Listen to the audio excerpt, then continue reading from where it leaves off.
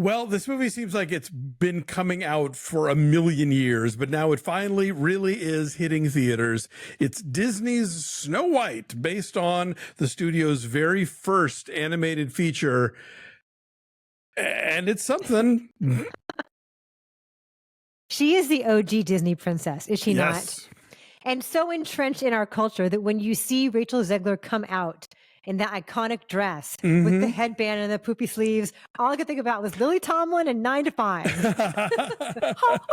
I'm thinking about every other version of this. Rob Lowe dances with her at the Oscars, you know? Yes.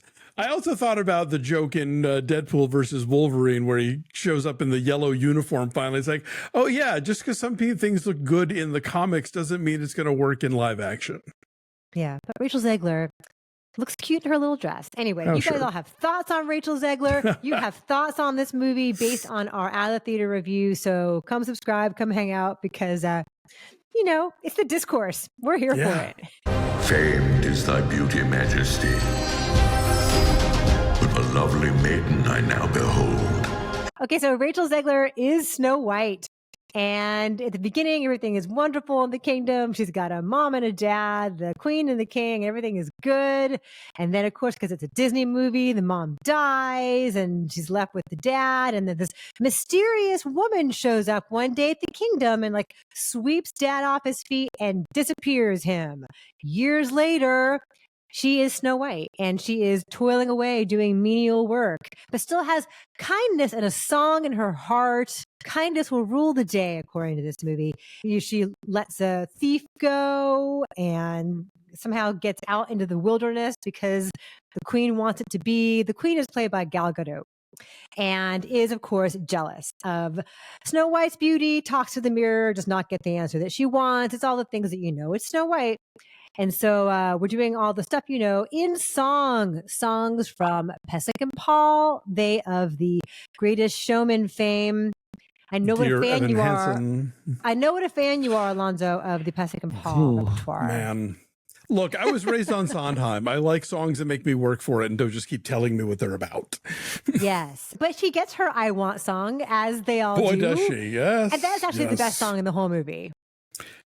I guess. Yeah. I mean, yeah, here's the thing. I would like to hear the Evil Queen song sung by somebody who is a better singer than Gal Gadot.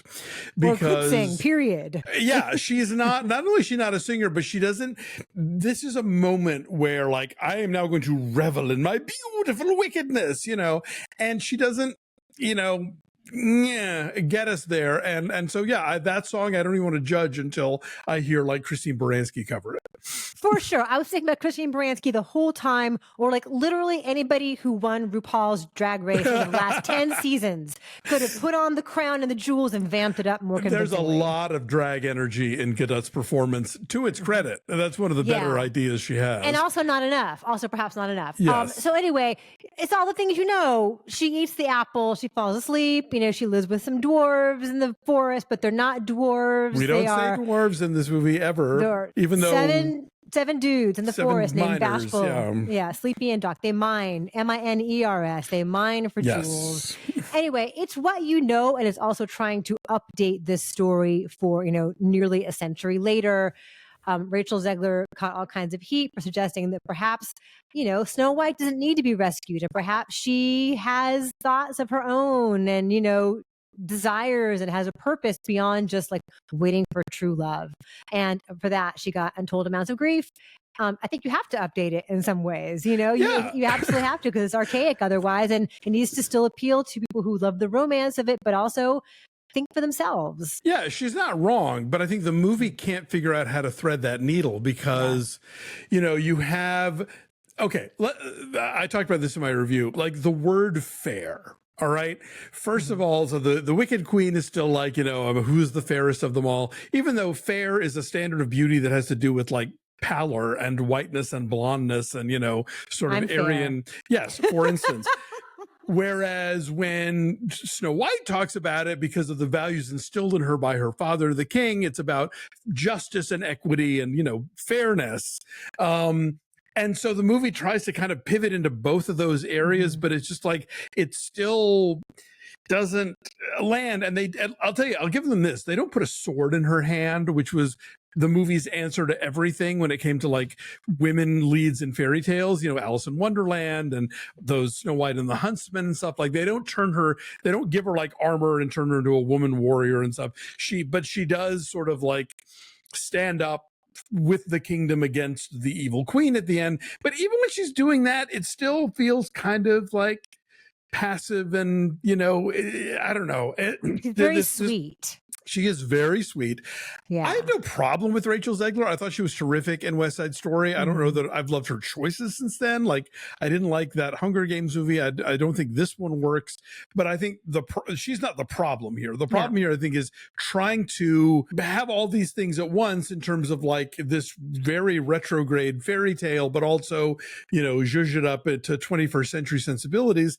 And then there's the 7 uncanny valley, creepy horror figures that you don't want to look at. Terrifying. Like, I don't even know what they were thinking there. The first time they show up, I'm like, oh, what are we doing here? Yeah. And they're giant, and like they do all kinds of close-ups on them. Like it's like a face. Is it like a distorted human face on a cartoon body? Like what even is it? The dimensions feel wrong. It's like it's a human-sized face, but on a much smaller head, and so that all goes, I don't know. Dopey is an exact duplicate of Alfred E. Newman, like Mad Magazine should sue. But it's disquieting. You don't want to look at them. And sadly, the only 2 songs that carry over from the original in a significant way are Hi Ho and Whistle While You Work, and both of those numbers involve those creepy, you know, CG things running around. So that's a bummer.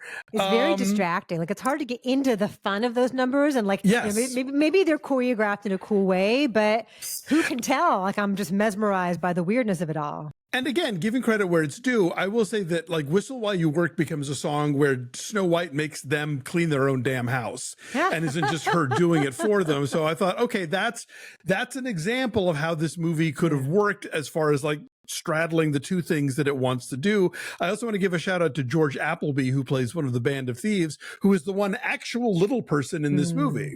They do cast one of the non-7 characters, you know, and it's never commented upon. He's just, you know, he is the master of the crossbow. And so, you know, there's at least a little bit of making up for that there. But yeah, this just doesn't work. Like Gal Gadot, the first couple scenes, I thought, okay, this is kind of funny. She's giving me this sort of Zsa Zsa Gabor via RuPaul's Drag Race, you know, just like kind of camping it up. That gets really old because it's a very one note kind of, you know, campy villainy. It's very stiff. It's like a stiffness. Like she never feels comfortable in it, you know? Yeah, no, absolutely. And so it just, this whole, I just felt like it really just kind of drags. It's not different enough. So you know what's coming, and so you're sort of like, all right, we get to the part where the thing, you know, and again, I think it just sort of like points out all of the inherent flaws of this whole let's make live action movies out of our animated classics thing. You know, the only ones that I think that really work are the ones where they really stray from the material. Like Pete's Dragon is terrific. Because Pete's Dragon has almost nothing to do with the original Pete's Dragon. Like it's not a period piece.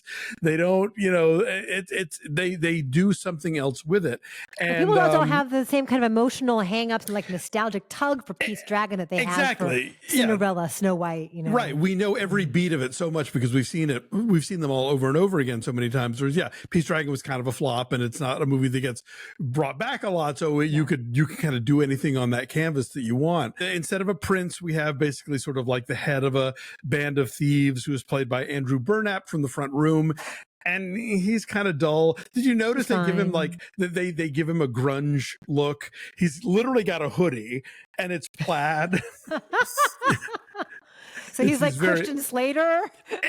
Yes, he's giving total like 90s young adult kind of, you know, like I mean, it's part like the CW and part, you know, all of those like, you know, post Hunger Games knockoff movies, you know.